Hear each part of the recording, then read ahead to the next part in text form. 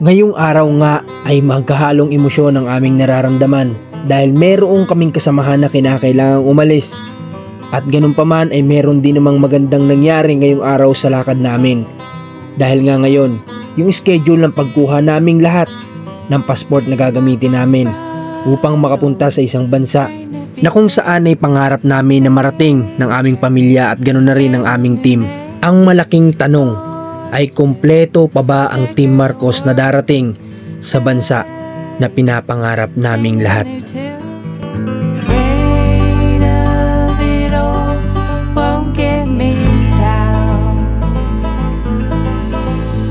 Mag-aalas 10 nga ng umaga na magsimula kaming maggayak dahil ngayong araw nga yung schedule kung saan ay kinakailangan namin pumunta sa Lipa City, Batangas. Kasama namin ang lahat at wala talaga kaming iiwan na kasamahan ngayon dahil nga isasabay na rin namin dito hanggat maaari yung mga pwede pa naming magawa ngayong araw ng sama-sama kaming lahat.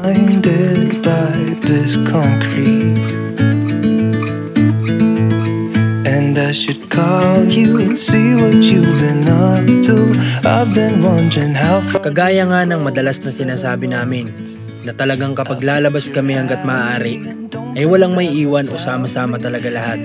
Para nang sa ganun kung ano yung mararanasan ng isa ay mararanasan din ng lahat. Without you.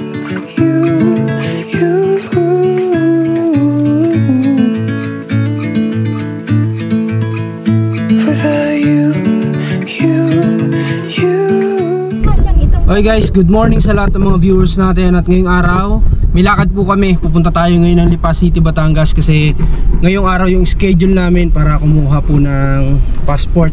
Kahapon si Luke yung nag-apply, then ngayon yung mga bata naman. So hindi lang namin in-expect na yung palang rush is 12 days. Akala ko talaga 7 days lang yun kasi nagmamadali din kami para nang sa ganun kahit paano medyo mura-mura pa kasi yung mga ticket ngayon.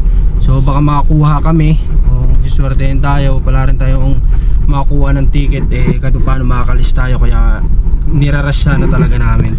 So kasama ko si Commanderan dito, si Nanay, si Marcos, si MJ nandun sa likod, sila Makmak yung tatlo. So doon sila sumakay. Sana lang hindi umulan para hindi sila kasi medyo sikip sila dito sa loob. Okay, so kita-kits tayo dun guys sa sa alam ko Robinson Lipa yung yung pagkukunan ng passport. And then mamaya papasyal din kami siguro sa SM Lipa. Baka doon ako mag-lunch. So tara, samahan niyo kami sa lakad namin. Ito lang yung isa sa medyo pinoproblema namin kapag kasama-sama kami o marami kami. Dahil nga kapag itong pickup ang ginagamit namin ay talaga nagsasakripisyo ang ilan sa likuran ng pickup na ito. Dahil nga hindi talaga kami magkakasya sa loob. Pero kung minsan kapag ganitong masama ang panahon ay napipilitan kami na magsiksikan sa loob. At hindi nga namin din inaasahan na mapapadaan kami sa ganitong klase ng daan. Kaya't kami ay dumaan na muna dito sa isang karwasyan para na sa ganun ay malinisan at hindi kumapit ang mga putik na kung minsan kapag ka napabayaan mo ay talagang magmamantsa ito sa kung ano man yung service na ginagamit mo. 7 months, I bet you're happy and don't think that much about me. Here I am not knowing how to move on without you.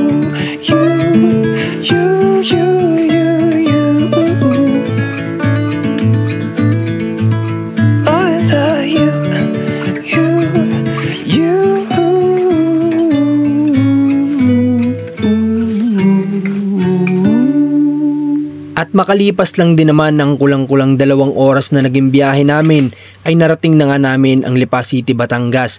At ngayon, kinakailangan muna naming dumaan dito sa Fiesta Mall para kumuha ng ilang mga papeles na kakailanganin ng mga bata. Bali, kukuha pa pala kami ng PSA ng mga bata ni Marcos tsaka ni Cairo. So buti na tanda ko pa din talaga na dito ako kumuha ng NSO pa noon hindi pa PSA. Daddy, BMW. Wow, galing, alam na alam ni Marcos yung masakyan. So ngayon ay kukuha muna tayong PSA dito before tayo pumunta ng Robinson. Sana mabilis makakuha kasi ang pagkakaalam ko noon napakatagal kong kumukuha dito, pero sana ngayon mabilis-bilis na. Tara, pasok tayo sa loob.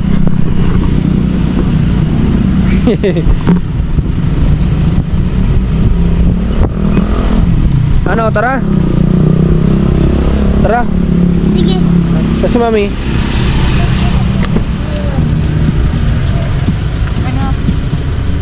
Ano Cairo? Hoy. Kailangan ko ng ano, Tara na. papel. Tara na. Kaya't na makahanap naman kami na mapagpaparkingan namin, ay agad-agad din naman kami na pumunta na sa loob ng Fiesta Mall. Dito nga pala ang lalakaran namin ay PSA ni Marcos Liit at ni Cairo. Dahil wala pa nga sila nito, kaya kinakailangan namin silang kunan para magamit namin sa pagkuha ng kanilang pasaporte. They all seem to change while I'm still the same.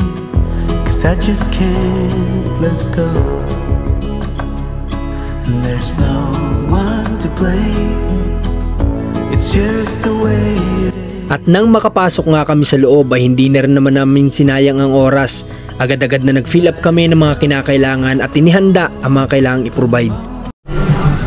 Yan, dito na tayo sa loob. Hindi ko alam kung ano to. Basta dito tayo. Tayo, with the gang.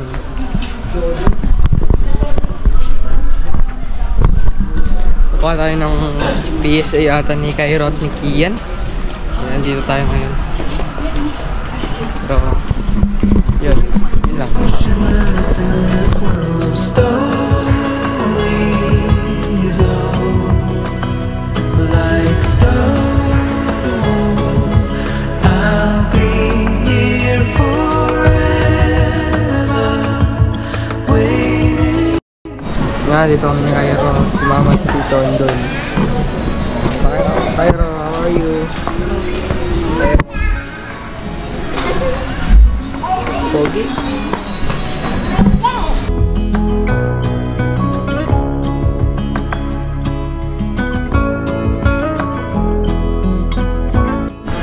Cairo, vlog ka Cairo. And their hearts seem to change, but mine is still the same. 'Cause I still love them all, and my heart's not. Ay, ilagay mo nga dyan. Ay, makasulo mo. Jet. Mo.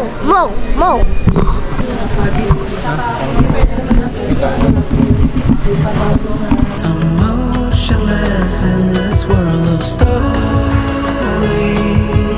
oh, like stone, I'm fit. So ayun, tapos na yung PSA ni Marcos at ni Cairo. Papunta na kami sa ano, sa DFA. DFA Robinson. Oo. DFA Kapalonga. Buti na lang malakas si Cairo sa guard. Oo. Priority mo. Oh, priority. Kanina pang ano, sabi ko Tagal sana no. oo, malayo-layo yung ano, yung Pila. upuan mo, yung pila mo. Lumapit Galing ni kami. Cairo? Oh, galing ni Cairo, nakipag-usap ka eh. Cairo. Alam nyo ba kung ano yung nangyari sa loob habang kumukuha kami? Sa totoo lang, dapat hindi na kami aabot. Kasi nga, ramdam ko na aabutin kami ng alas 5 ng hapon. Alas 2 ang schedule namin sa pagkuha ng pasaporte ng mga bata. Pero mabuti na lang talaga itong si Cairo ay dala-dala namin. Dahil naging priority kami, kaya't yung halos aabutin dapat kami ng 5 oras doon, ay inabot na lang kami ng halos 30 minutos. At sa wakas, aabot kami sa pagkuha ng pasaporte.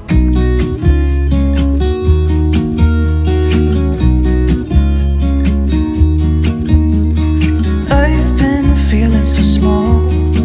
Watch the clock ticking off the wall. But tonight I'm letting it go. Spend my coin for sure. I'm gonna be myself, or I could be someone else. No one's stopping me now. I'm gonna skip my breaks. I'm gonna make mistakes. I just wanna feel alive. Kaya't matapos namin dito ay agad-agad na naman kaming nagbiyahe. Dahil nga hinahabol namin ang oras para nang sa ganun kung mayroon mang aberya, meron pa kaming bakanting oras para ayusin ito. At ito nga pala mga kasamahan ko, mabuti na lang din handa sila dahil may dala silang payong dahil napakainit ng oras na ito. At ilang minuto lang din naman nandirito na rin kami sa Robinson Lipa. At dito nga pala, kumukuha pa rin ng passport hanggang sa ngayon. Sa totoo lang meron naman sa Lucena. Kaya nga lang, nung panahon na nag-schedule kami, wala talaga kaming makuha. Kaya dito na lang kami nagbakasakali. Okay guys, nandito na kami ngayon sa Robinson ng Lipa. Ayan o, Robinson Lipa. Buti na lang hindi pa rin umuulan ngayon. So buti din umabot talaga kami kasi dapat hindi kami aabot guys. Buti na lang naisip din ni Commander na priority nga palang baby. So nakiusap dun sa guard. And then ayun, pinauna na talaga kami dun. Kasi kung hindi nangyari yon, wala, baka alas 5 pa kami dun matapos. Alas 2 yung schedule dito. Kaya mabuti na lang talaga nagkataon din. Tsaka mabait din yung guard. Talagang sinabi niya na may baby pala kayo, dun na kayo, ganito ganyan. In-assist niya kami. And then ayan, kaya nandito na kami ngayon. Nakaabot kami, kumbaga.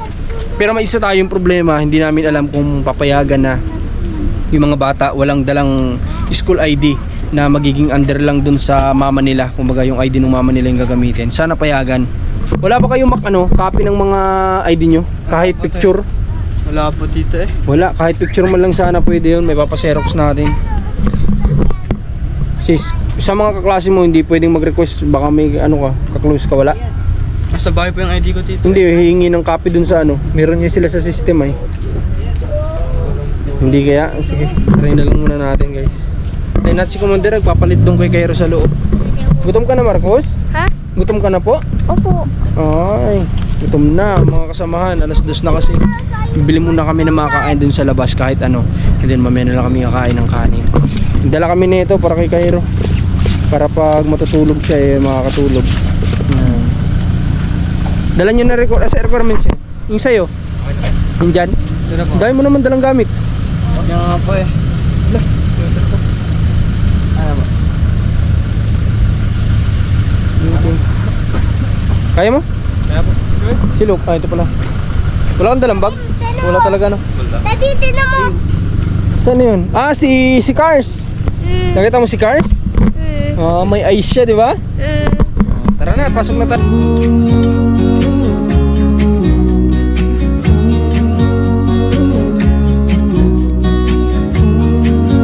At oo nga pala, ng mga oras na ito medyo nag-iisip ako kasi parang hindi na ako sigurado kung ano nga ba yung oras ng schedule namin ng mga oras na ito dahil nga pala military time yung ginamit pag nagpapa-schedule dito. Pero sinubukan pa rin namin na umakyat para alamin kung kami ba ay makakapasok pa rin o papasukin pa rin kami dahil talagang tiningnan ko yung schedule ng mga oras na ito, mali nga ang oras ng pagdating namin. Pero mabuti na lang, mabait din siguro talaga si God dahil ng mga oras na ito ay nakapasok kaming lahat para ayusin ang pasaporte. Ayun nga lang, medyo nagkaroon ng ibang problema, kagaya na lang ng mga ID nila Mac na wala, hindi namin dala dahil nga akala rin namin ay baka ma-under sila sa amin, pero hindi pala ganun. At habang nag-aantay nga kami, nakaramdam kami pare-parehas na ng gutom. Kaya't ako naman ay humanap ako ng pwedeng mabibilhan ng pagkain. At dito nga ay may nakita ako. Kaya't agad-agad naman ito na dinala ko sa mga kasamahan ko para nang sa ganun, bago sila pumasok sa loob, ay makain muna sila, umalam na ng kanilang tiyan. Stars, I wanna take a trip to Mars. Nothing can break me, no, nothing can break me.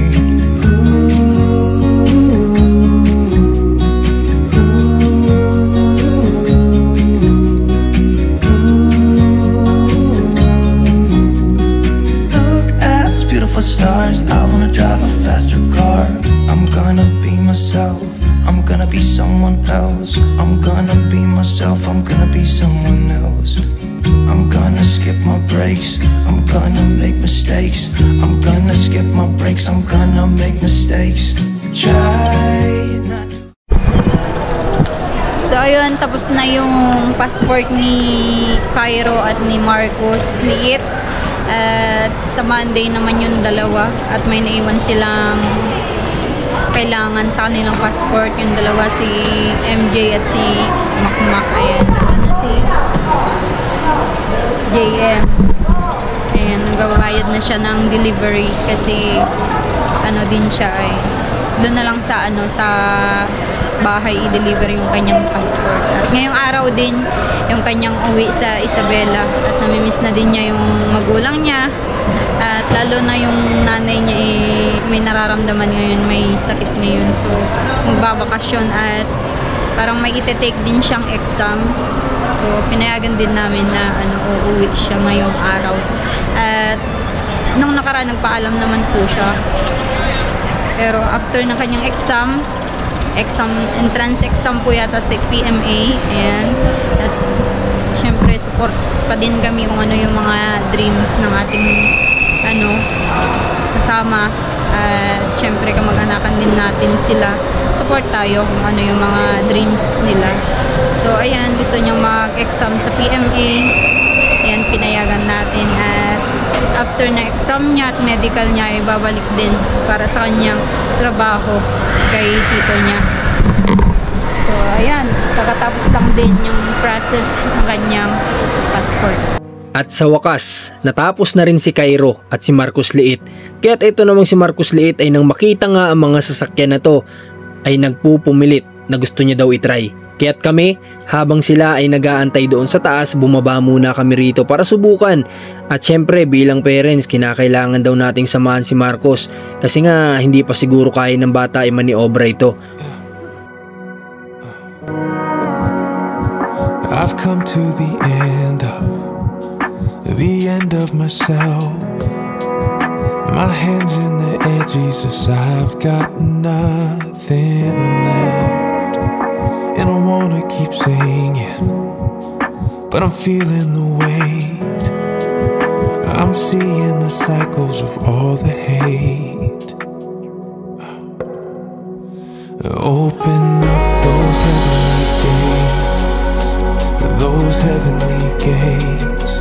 We cry, justice, freedom come. Open up those heavenly gates, those heavenly gates. We cry for mercy and for your love. At sobrang nag-i-enjoy na rin ako dito at pati na rin nga si Mac, sumubok na rin. You stand in their pain, you're shoulder to shoulder with all who are finding their way.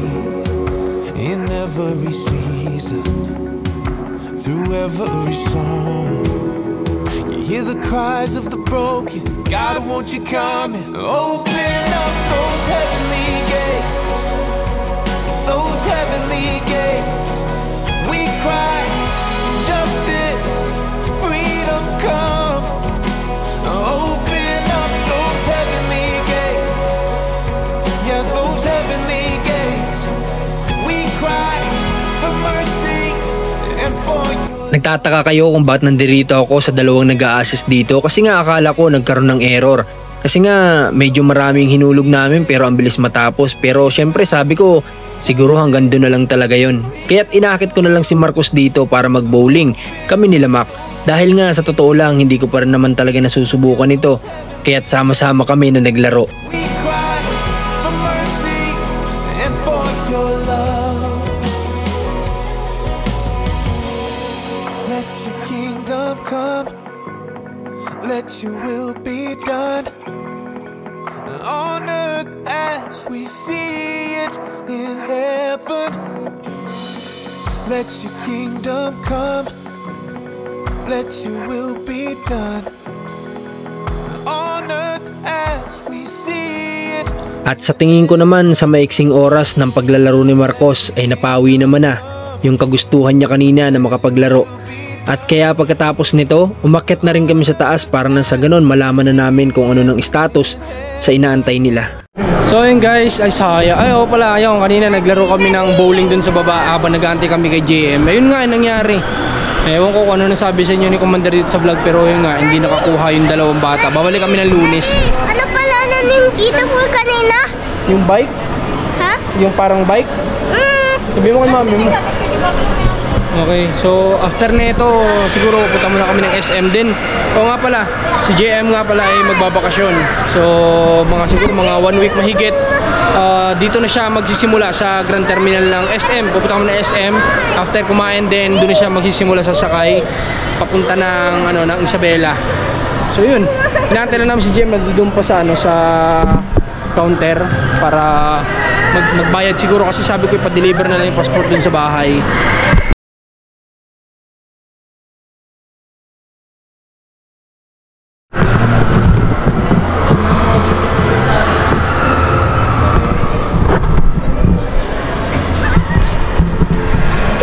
Di ba tapos waiting pa rin kami dito. Tagal, grabe. Kapag alanganin na si GM, di na namin ito papayagan umalis. Siguro hatid na lang namin siya sa Cubao kapag alanganin yung oras. Kasi alam ko 9 PM lang yung last trip papunta ng Tuguegarao. So kapag alanganin na, di na namin ito papayagan. Kasi gusto niya, mag-solo lang siya magbabiyahe from Lipa to Cubao. Gusto niya mag-explore, gusto niya mag-isa lang siya. So pero kapag ka-late na, hindi ko na papayagan. Di na namin papayagan to. Every day isn't shining like today. Beauty rising, I can say I have seen mountain highs and some valleys. Yeah, I've shown. At makalipas lang din naman ng ilang minuto ay natapos na rin naman si GM kasi siya na lang din yung inaantay namin ng mga oras na to na matapos sa pagkuha ng kanyang pasaporte. Kaya't kami sama-sama na agad kaming bumaba pagkatapos nito dahil nga sa totoo lang ihahabol pa rin namin si GM sa magiging biyahe niya. Oo nga pala, uuwi si GM ngayon sa probinsya ng Isabela dahil nga yung nanay niya ay nagkasakit din at itong bata ay may gusto ring i-take ng exam pero nangako naman siya na babalik siya sa atin para nang sa ganon bago dumating ang pasukan sa susunod na taon ay kahit papaano makaipon din siya. Kaya't pagkatapos nito kami naman ay agad-agad nang pumunta ng parking area dahil nga sabi ko kapag ka si GM ay umabot na ng alas 6 at hindi pa rin nakakasakay ay baka hindi na siya umabot kaya baka hindi na rin namin siya payagan. Kaya't ng mga oras na ito magbabaka sakali kami na umabot sa sasakyan niya sa terminal ng Lipa. That I've seen and I've held on so tight. Turned out they were holding on me, on my skin. Digging deeper, all I saw in the mirror. I had to learn all I wanted was always there, deep inside me. So I leave it at the altar, God. Leave it at the altar, God. At eto nga, pagdating namin dito, ay naghanap naman ako agad-agad ng bus na pwede niyang masakyan. Kaya't na makahanap ako, ay tinawag ko na rin si JM para nang sa ganun maisakay na rin niya yung mga gamit niya. Kasi nga, naghahabol talaga siya ng oras kasi ang gusto niyang biyahe gabi para daw nang sa ganun makapagpahinga siya ng mas maayos. Kaya eto, nandirito na si JM at sasakay na ng bus. Ang masasabi na lang namin, mag-iingat ka tol at sana bumalik ka.